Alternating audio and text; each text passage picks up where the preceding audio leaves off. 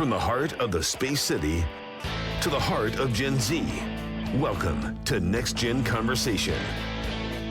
Not Dad's Talk Radio. Ethan talks to you about the issues and events that matter to our generation. This is the Next Gen Report with Ethan Buchanan. Hey everybody, how are we? I hope you're doing well. I can't complain myself. I'm doing pretty good. I've had a busy week, but it's been a good week. It has been a very good week. Thank you all for joining me this Sunday evening. Welcome to the Next Gen Report. I am Ethan Buchanan. Give me a follow on X @_Ethan Buchanan. And of course, if you're here on the radio, don't forget to check out the YouTube where you can actually watch this. I'm recording it right now live, so you can then turn around on Monday morning. It'll probably be up on YouTube. So just search the Next Gen Report or Ethan Buchanan on YouTube. I'll turn up there. You might have to dig a little bit, but I'll be there. And of course on X, I upload the video as well. So if you're a visual person and you want to see some of the stuff that we're going to talk about on the air here today, that's where you want to go, @_Ethan Buchanan on X, and you'll be able to find anything. But in the meanwhile, thank you for joining me. Cheers to you. Sorry, I drink a lot of coffee, so be prepared for that. All right. What do we have here today? The Trump administration has been busy when it comes to the border crisis. So just to give you an idea of where we're at now, we've pretty much locked down people coming into the country, right? We've got historically low numbers of people actually trying. There are people trying still. There's not no people, but there's low people trying to get in.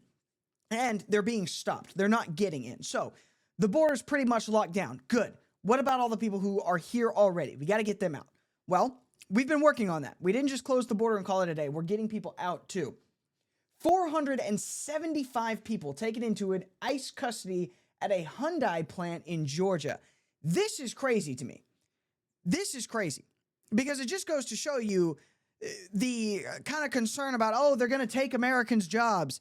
That was always kind of laughed off by the left. They're like, oh, the illegal aliens aren't coming for your jobs. They mostly work in just agriculture. They're not going to take hardworking Americans' jobs. They just want to do the jobs Americans don't want to do. Well, actually, no, they're working at Hyundai plants building cars or car batteries or what have you. So let's dig into this a little bit. United States immigration authorities have arrested 475 people in a raid on a Hyundai manufacturing site in Georgia.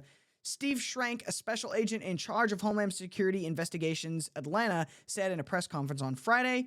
The Hyundai facility, located in Elabelle, Georgia, approximately 30 miles west of Savannah, was raided as part of an ongoing criminal investigation into allegations of unlawful employment practices and other serious federal crimes, according to a statement from the Department of Homeland Security.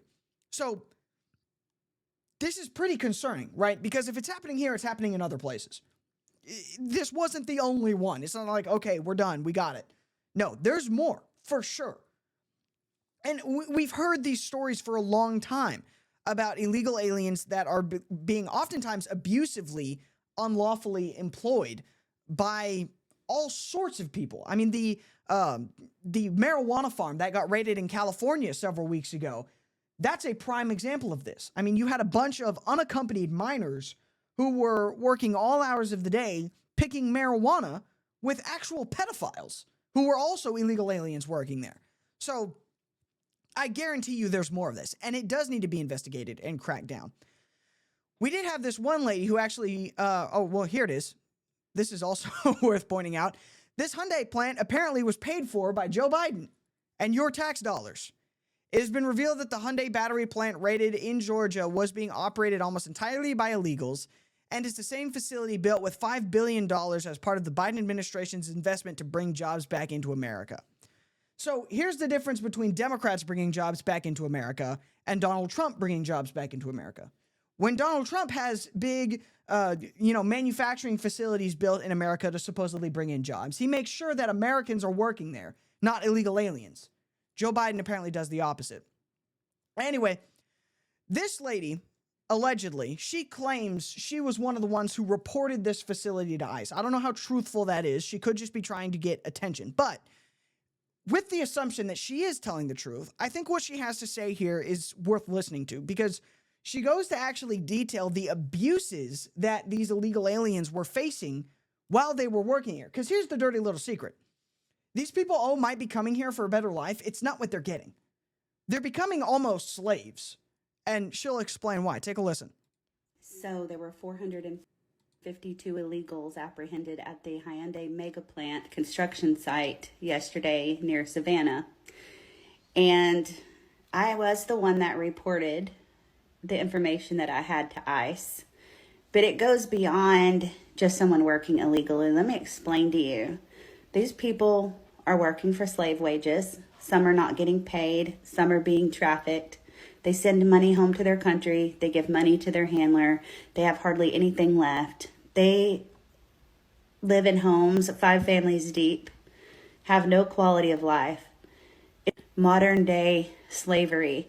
So if you think that ICE is just going in and ripping people out of their jobs, these hardworking people that want a better life, well, guess what? Politicians have really screwed these people, because when they came here, they thought they were, hey, the border's open, we're coming in, we're going to get the 5-star treatment, and we can go to the big Walmart, and we can live in a 5-star hotel, and that's just not how it is. It's very bad conditions, very inhumane, and the Biden administration started a humanitarian crisis. So y'all can't just look at it like they're ripping good people off the job. They're probably saving their lives in the long run. And she's probably right. She's probably right. Now, I don't know how truthful those specific claims about this Hyundai plant are, but we know what she's saying has happened in other places. We had a story here in Texas, probably middle of last year, about this, I guess it was like a donut shop or maybe a taco stand owner here in Texas. They own some sort of small restaurant like that, and they were staffed almost entirely by illegal aliens. And the illegal aliens that they had working there, they had in the lot next to their shop, they had this little mobile home set up where they had like 30 or 40 people living in this little mobile home that were working at this. I can't remember what it was. I wish I could find the story. I looked around for it. I couldn't find it just because it's so old. But what she's talking about does happen. These people are being taken advantage of. And that's what happens when you don't have a system. Everybody becomes a victim. Even if you say, oh, we want these people to come here and be able to have a better life, great. That would be wonderful. The problem is, if you don't have a legal system, these people will get taken advantage of. They are being taken advantage of. Getting these people out of this country doesn't just help us. It does help us, but it also helps them. All right, stay tuned. We've got a lot coming up. A whole lot went on this week. So stay tuned. We'll be right back with more of the Next Gen Report on AM 950 KPRC in just a minute.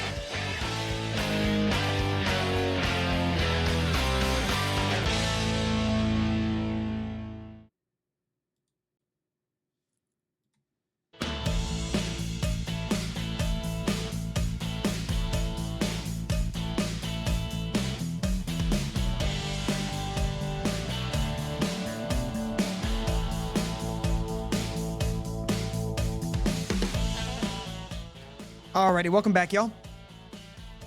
Okay. I want to kind of dig down a little bit more into what we were talking about in the last segment, which is the open borders policy of the left. It's not safe for anybody. It's not safe for Americans, and it's not safe for the people coming over who are searching for a better life. And that is always the line from the left. It's just these people just want to come here and live a better life. Their countries are terrible. The places they come from are horrible. They need to come here and in order to, achieve great things or what have you, whatever the line is. Make money, build a safe life for their family. It's always that same kind of lump of lines that they give you. Well, here's the thing. When they come in illegally, they don't really have that option. It's oftentimes ends up worse. And that's especially true for the unaccompanied minors who come into this country. Remember, we talked about this during campaign season, but we haven't heard a whole lot about it since. These minors that are coming in unaccompanied, being released by ICE to sponsors, and then they just disappear. Hundreds of thousands of them. We don't know where these children are, right? Well, guess what? The Trump administration wasn't just talking. They've walked the walk as well. They came out and said, hey, we found a bunch of these people. And unfortunately, a lot of them are dead. Surprise. Here is the Fox News report about this, about these children that the Trump administration has now tracked down. And surprise, surprise, They have had a difficult time since they got here, to say the least. Troubling findings show thousands of migrant children were given to unvetted sponsors under President Biden. Fox News has an exclusive look at the federal team working to find them now.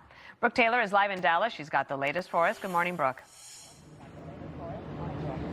Hi, Dana. Yeah, this team was created in March to fulfill one of President Trump's key campaign promises that he enlisted border czar Tom Homan with, which is to find the tens of thousands of unaccompanied minors who crossed the border and were ultimately lost in the system under the Biden administration.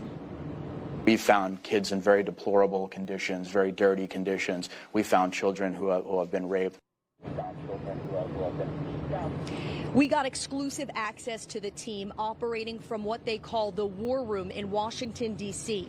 Working under the Department of Health and Human Services, the team is made up of volunteers from agencies like the FBI and Homeland Security investigations.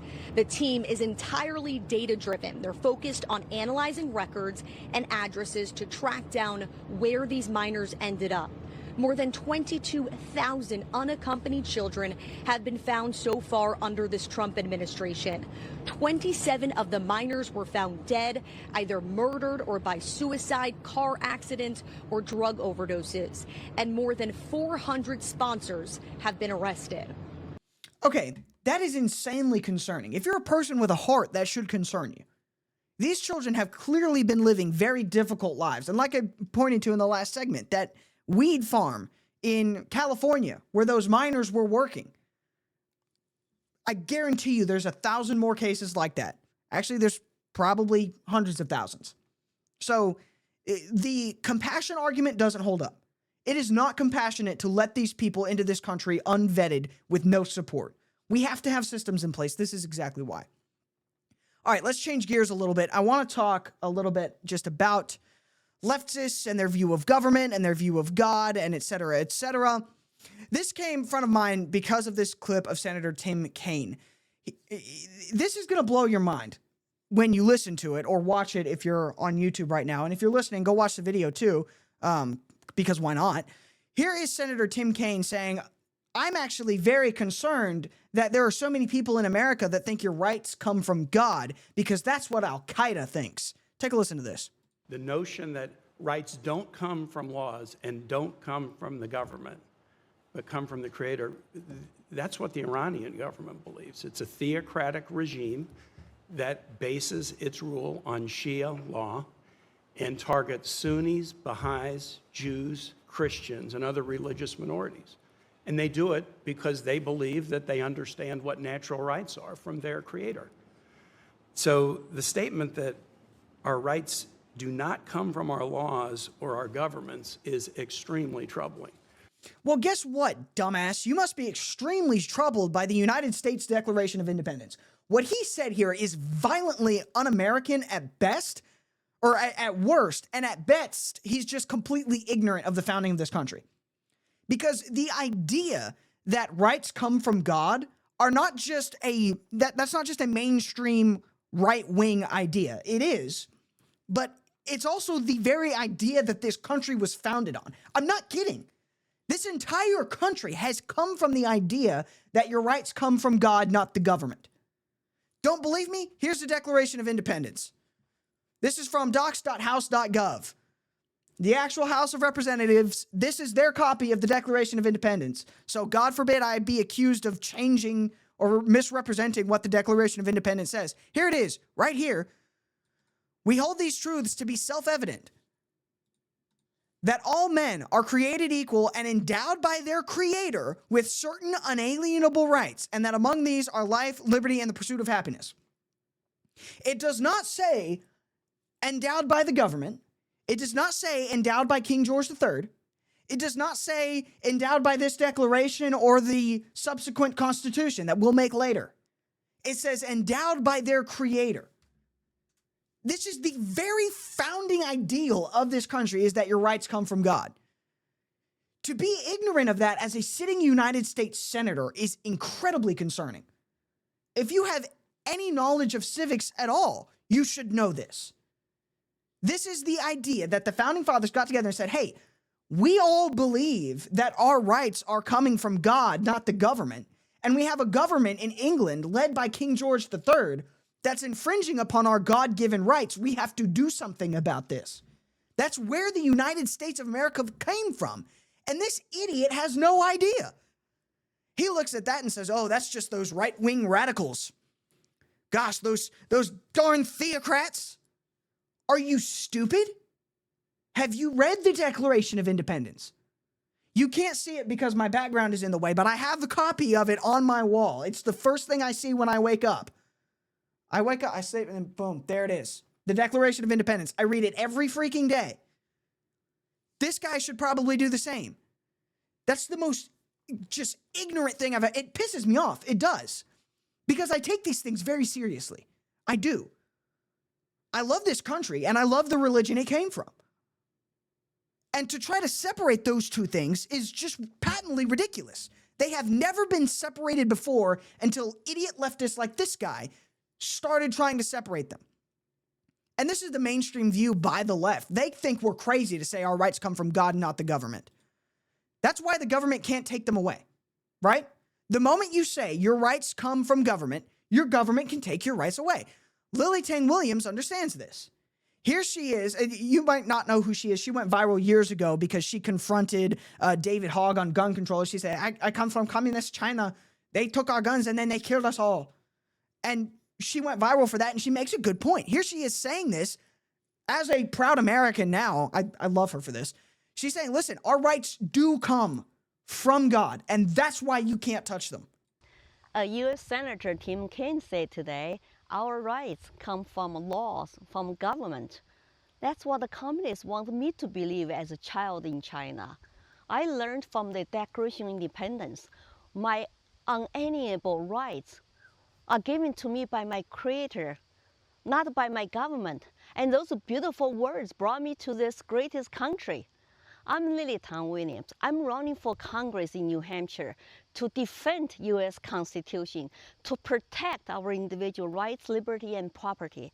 And please donate lilytangwilliams.com. Thank you. Yeah, so the moment rights come from government, like she points out, the government can take them away. That's why understanding where we come from as a country, understanding the fact that this nation is rooted in religion, whether or not the left likes it, it's critical. Because they do want to take away your rights. They do. That's undeniable. We cannot let them. We have to have a deep, personal, and intimate knowledge of the fact that our rights have come from God. We need to know what that means. Because if we don't, they will run roughshod. All right, we'll be right back.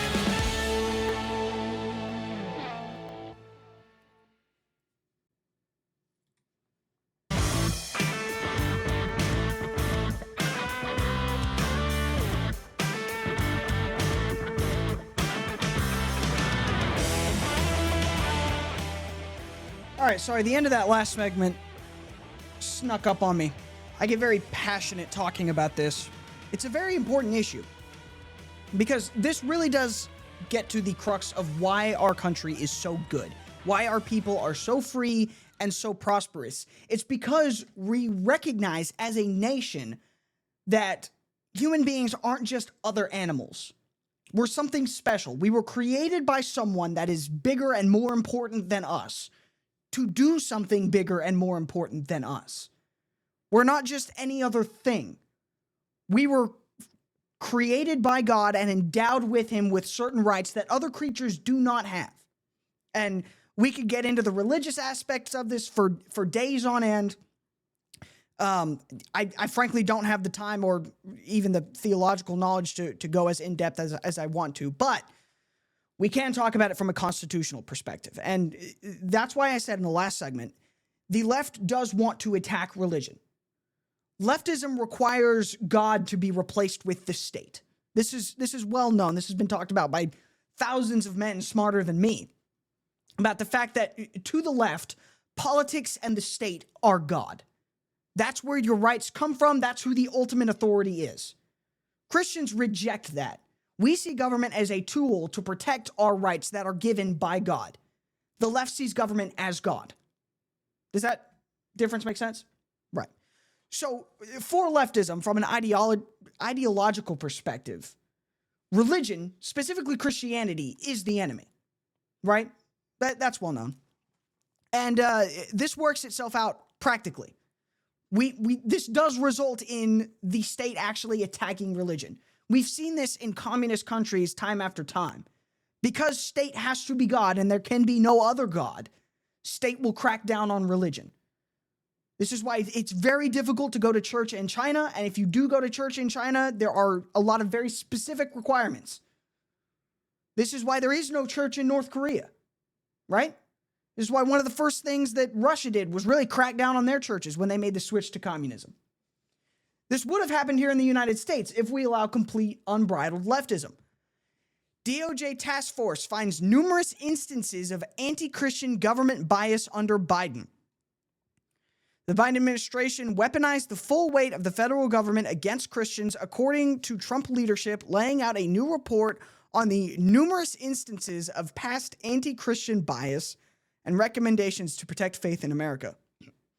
Fox News Digital exclusively obtained the report published by the task force to eradicate anti-Christian bias created by President Donald Trump and chaired by Attorney General Pam Bondi.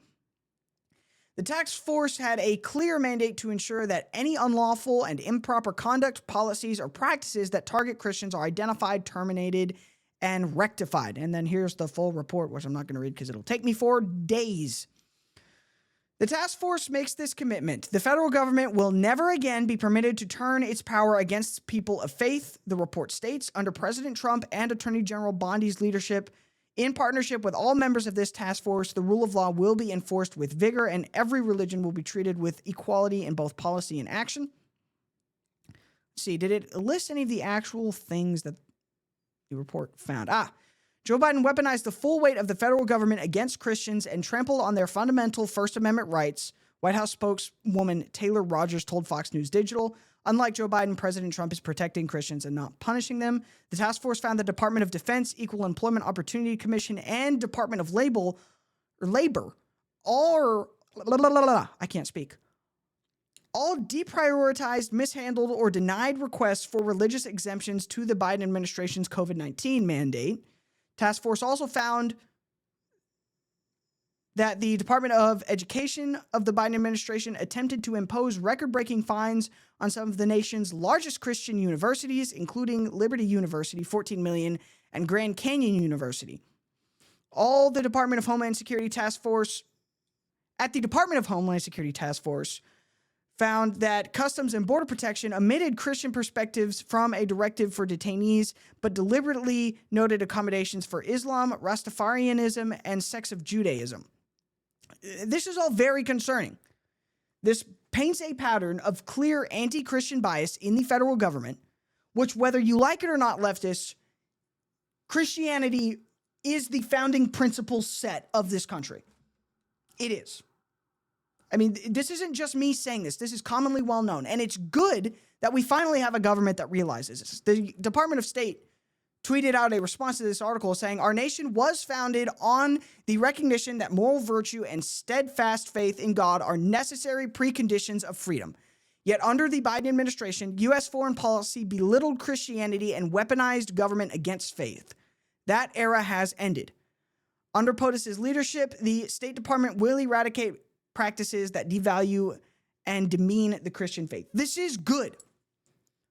You don't have to practice Christianity to live a good life in the United States. And that's because Christianity recognizes that, hey, that's not the way to bring people to faith in Christ. We have created a country that recognizes the fact that even if you are not a Christian, you have been endowed by the Creator with these unalienable rights. Christianity is the only country that does that, or the only religion that does that. And the United States is the only country that does that.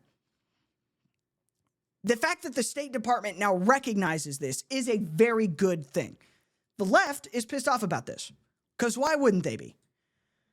This guy, the pissed off lawyer, legal tweets, no one has to believe in God in order to have freedom in this country. False. See First Amendment Establishment Clause. Okay, this is a direct and intentional mischaracterization of what this tweet from the State Department is saying. Our nation was founded on the recognition that moral virtue and a steadfast faith in God are necessary preconditions to freedom. What they're saying here is, to have a free country, you have to have a government that recognizes that moral virtue and steadfast faith in God are necessary. That's pretty clear. What he's trying to make it sound like we've said is you have to be a Christian to be free. That's not true. You have to live in a Christian nation to be truly free. The United States of America has proven that. But you don't have to be a practicing Christian. That makes sense, right? Right? I feel like it makes sense. John Adams, one of the founding fathers, clearly recognized this, and he talked about it. So here he is, from John Adams to the Massachusetts militia in the 11th of October, 1798. So in case you were thinking the founding fathers weren't on board with what the State Department today is saying, here is an actual founding father, John Adams. You don't get no founding fatherer than John Adams. Here is his letter to the Massachusetts militia. And I'm reading this. Forgive me if this sounds like overly historical and detailed. And it's not flashy news, but it is important, right? Because this is where our country comes from, all right? I'm not trying to get your attention. I'm trying to teach you. This should have your attention because it's important and interesting, but regardless. To the officers of the 1st Brigade of the 3rd Division of the Militia of Massachusetts. Gentlemen, I have received from Major General Hull and Brigadier General Walker your unanimous address from Lexington and animated with a martial spirit and expressed with military dignity, becoming your characters and the memorable plains in which it was adopted. While our country remains untainted with the principles and manners which are now producing desolation in so many parts of the world, while she continues sincere and incapable of insidious and impious policy, we shall have the strongest reason to rejoice in the local destination assigned to us by Providence. But should the people of America once become capable of that deep simulation towards one another, this is Old English, so forgive me if it's confusing wording, and towards foreign nations, which assumes the language of justice and moderation, while it is practicing inequity and extravagance, and displays in the most captivating manner the charming pictures of candor, frankness, and sincerity, while it is rioting in rapine and insolence, this country will be the most miserable habitation in the world. So basically what he's saying is, we right now are in a far better starting point than any other country. We have the potential to be the greatest ever or the worst ever. But right now we're in the greatest starting point, and he'll explain why in just a second. He used a lot of words to get there because, this is Old English, and why say something simple when you could communicate that point by being complicated and wordy. But hey, they're the founding fathers, so what are we going to do? All right, so why are we in the greatest starting point ever? He explains that. Because we have no government armed with power capable of contending with human passions unbridled by morality and religion. Avarice, ambition, and revenge or gallantry would break the strongest cords of our Constitution as a whale goes through a net. Our Constitution was made only for a moral and religious people. That's the most important part of this. Our Constitution was made only for a moral and religious people. That's John Adams, the founding father, saying, hey, listen, the reason we're such a great free nation right now is because we have a constitution that was made for a moral and religious people. If we give up our morality and our religion, we will become a hellhole. The man might have been a prophet, because that's exactly what's been happening over the last few years.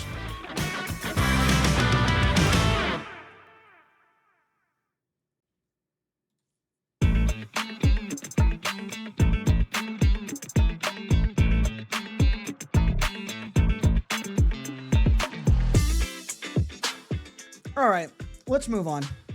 I could spend all day on that topic, and I would probably confuse you and myself more than actually teach you anything.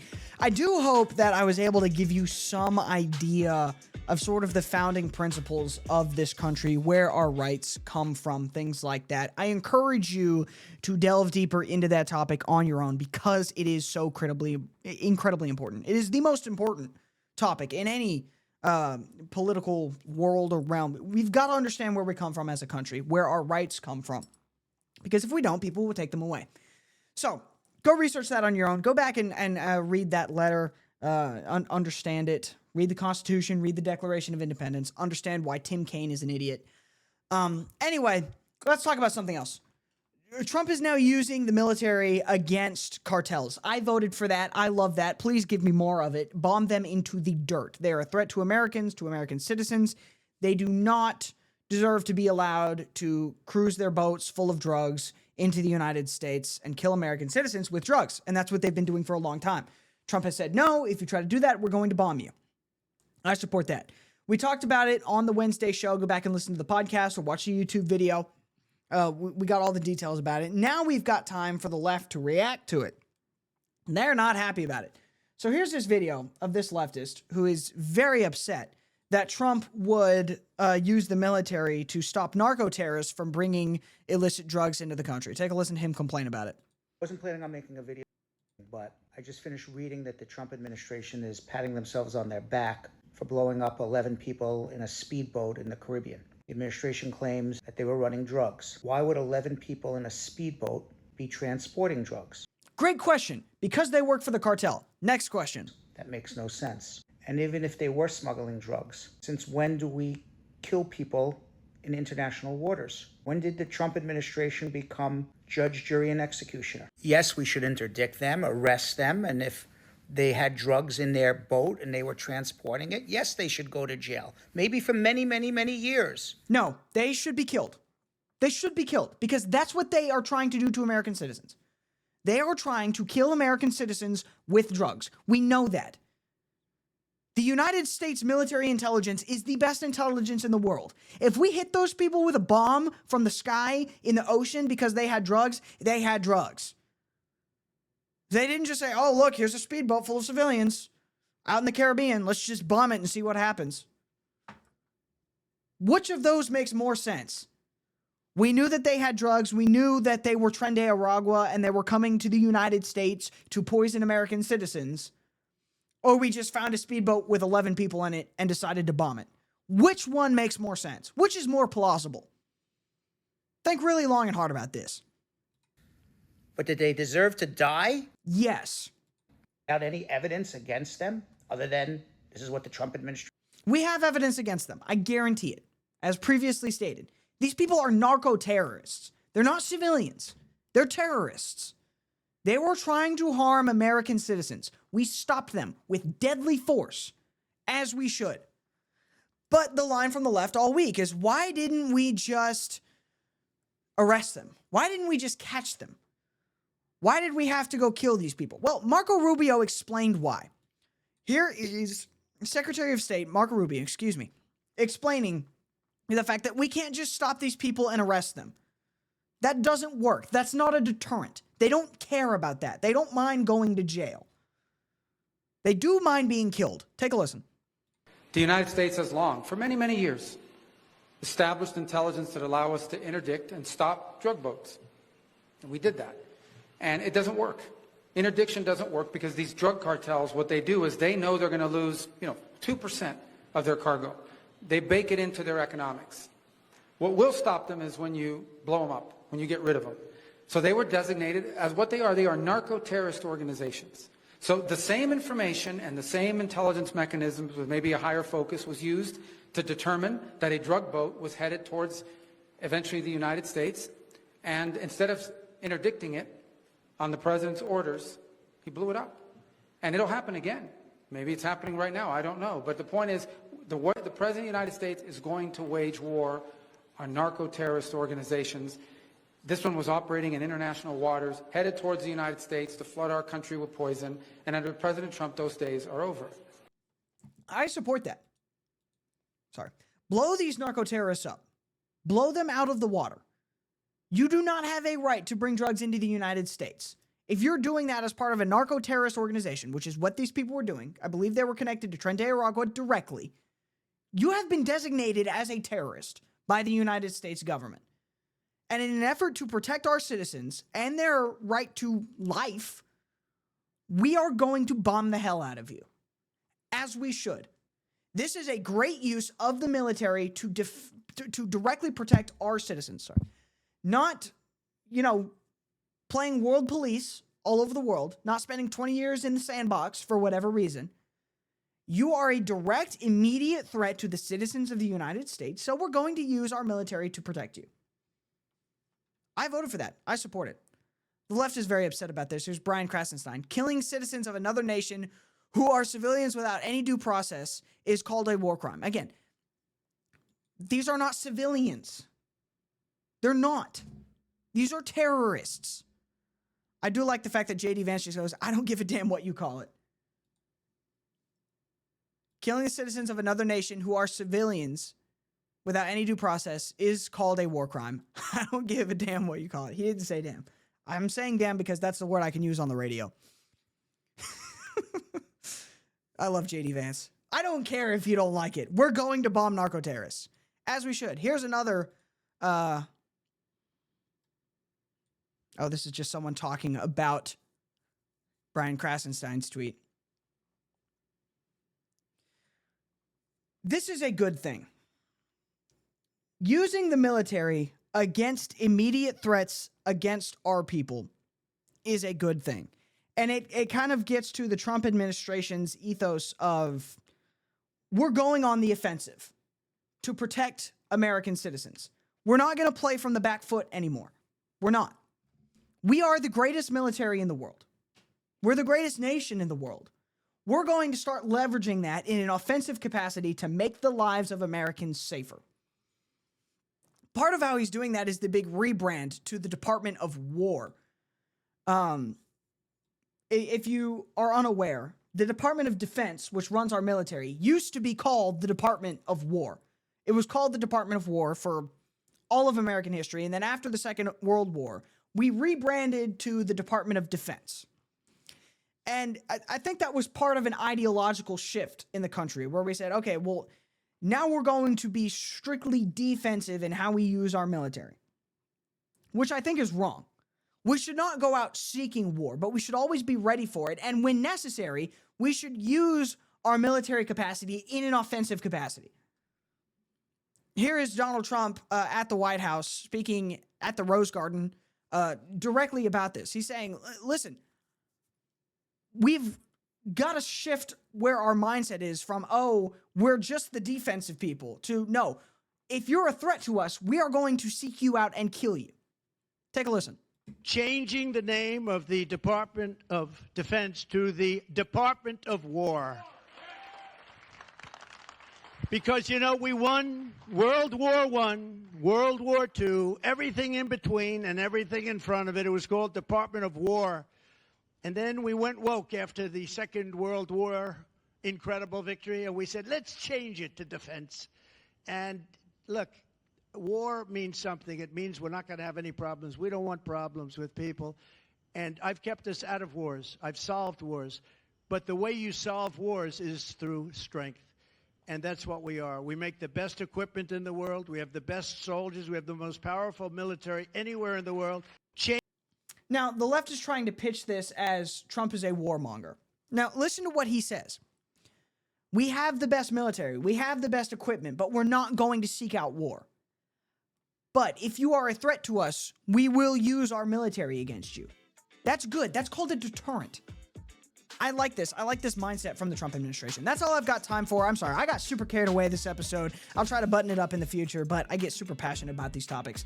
Thank you very much for listening. Give me a follow on X @_Ethan Buchanan. And hey, we'll be back next Sunday, or we'll be on the podcast Wednesday. So thank you very much for listening to the Next Gen Report on AM 950 KPRC.